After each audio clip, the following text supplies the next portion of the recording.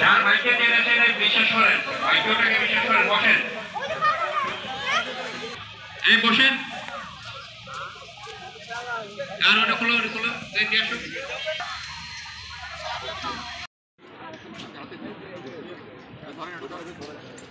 সামনে তাকানো দিকে, প্লিজ।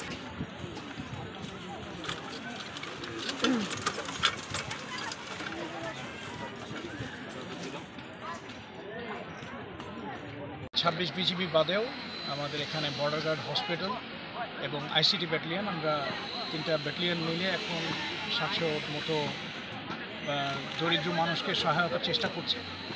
তো প্রতি বছরই আমরা এরকম কার্যক্রম করে থাকি।